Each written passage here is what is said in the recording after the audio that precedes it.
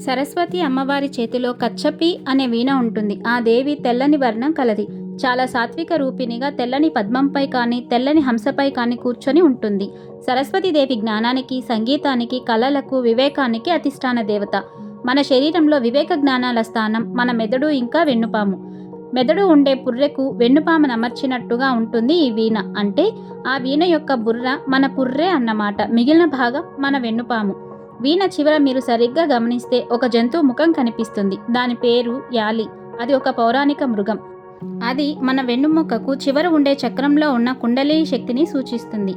ఈ వీణలో యాలి ఆ కుండలి శక్తికి ప్రతిరూపమన్నమాట. అంటే వీణ పట్టుకోవడం ద్వారా అమ్మవారు ఎవరైతే తనకు స్వచ్ఛమైన మనసుతో తమని తాము ఆమెకి దాసోహం అని అంటారో వాళ్ళ బుద్ధి అనే వీణను మంచివి, గొప్పవి అయిన ఆలోచనలు అనబడే సుస్వరాలు పలికేలా మీటుతుందని అర్థం. శ్రీమాత్రే నమః.